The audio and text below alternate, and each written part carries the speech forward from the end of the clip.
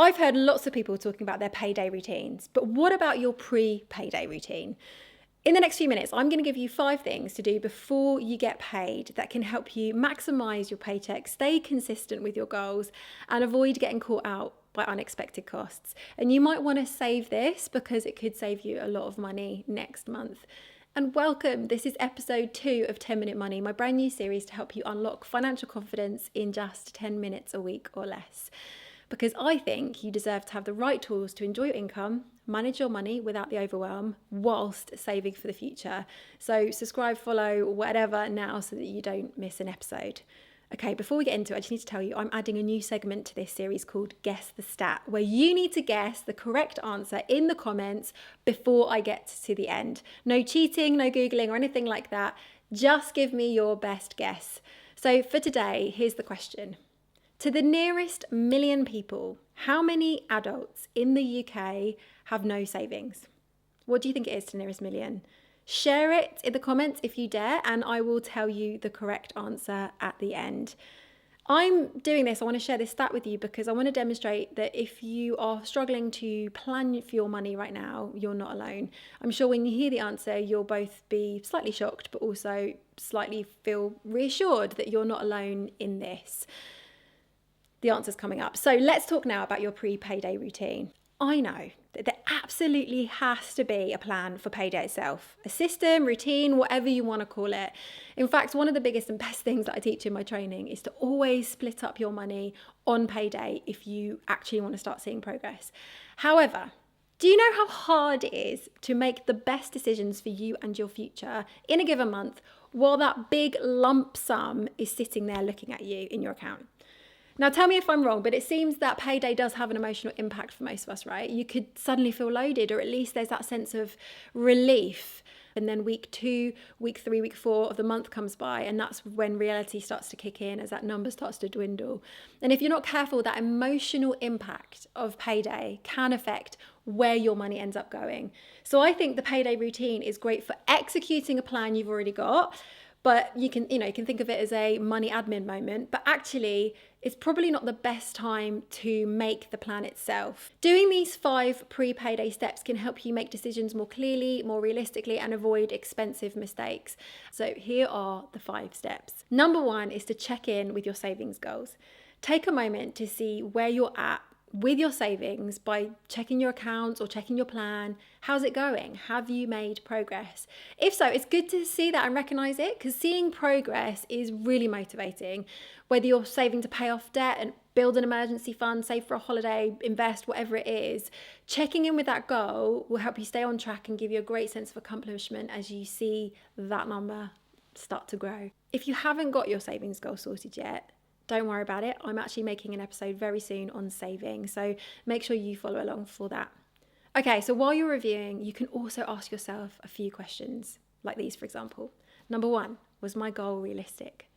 Number 2, could I nudge that monthly amount up a little bit?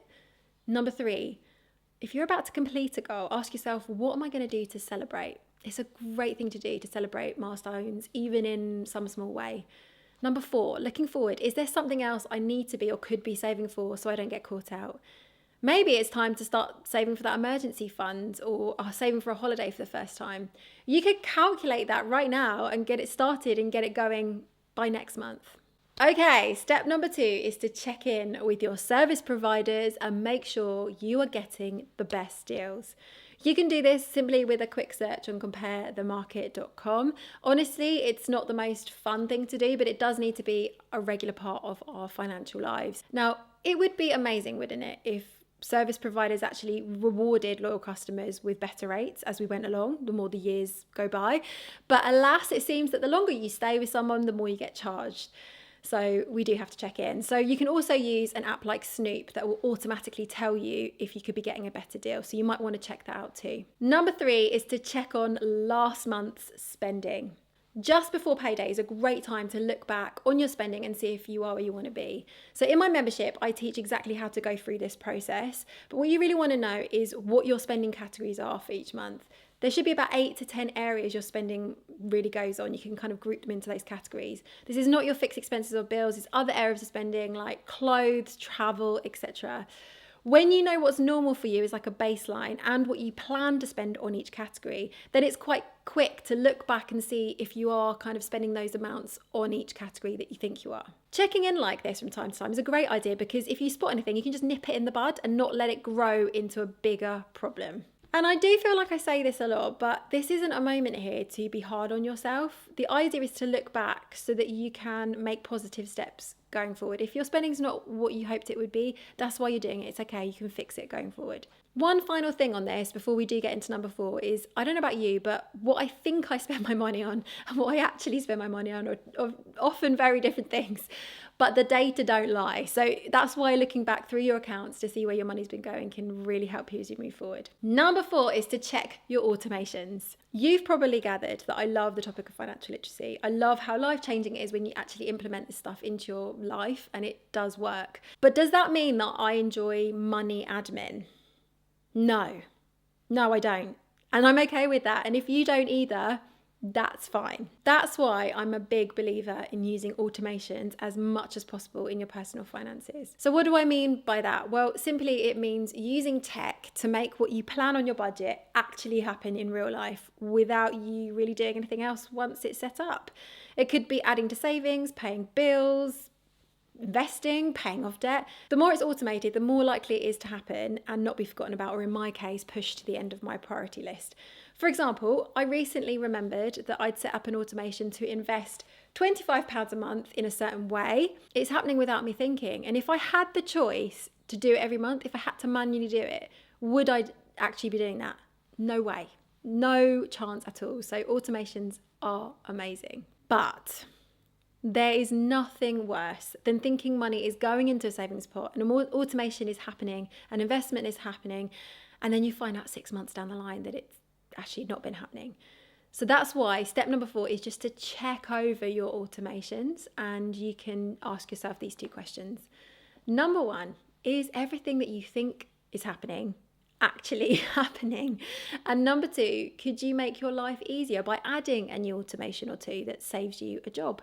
Before we get into number 5, don't forget to subscribe for more content like this. And also, if you'd like to make sure you don't miss an episode, head to mentoramoney.com/money-mondays for my free weekly emails so that you get sent all the links to these every week. Okay, number 5, last but not least, is check unplanned expenses. Were there any shockers last month? Anything that you had to pay for that you didn't expect? Now, moments like these are very annoying, but they're very normal. It only takes something to break or a chair to go through a kitchen wall. Don't laugh, because that did actually happen to me recently. And suddenly we have to find an extra 50, 100 quid to shell out. In fact, if we're honest, we need to expect the unexpected in our financial lives. Looking back to spot these and what they cost is a great indicator of what amount we should probably put aside for these odd expenses. If it's something that's likely to happen again regularly, for example an MOT, but you just keep forgetting about it, I recommend setting up a designated savings pot and calling it that as a title, with a specific title like car MOT. Or you could just have a random expenses pot, so that when these things happen, maybe you've got 200, 150 pounds in there, so that when they do happen, it's a lot less stressful for you. Okay, these are my 5 pre-payday steps that could help you save money and plan for a better month ahead. Now, I promised you an actionable step each episode, didn't I? So here it is. All you need to do this time is just write down those 5 steps or save this and set aside some time for next month, before next month, to go through a bit of a pre-payday routine. Before we finish, as promised, here is the answer to the question I asked you at the start of this video, which was to guess to the nearest million people how many adults in the UK have no savings. And the correct answer is 9 million people. That's 1 in 6. What's more is that 1 in 4 people have about £100 or less saved. So, did you get it right? Were you close to guessing the answer? Were you surprised at all? I did want to say, if you are one of those 9 million, or you do have very little saved at the moment, you're not really sure how to get started or what to do about it, I just want to say you are in the right place. I've got so many more ideas and tools coming up in this series, so do make sure you subscribe, and I look forward to seeing you in episode 3.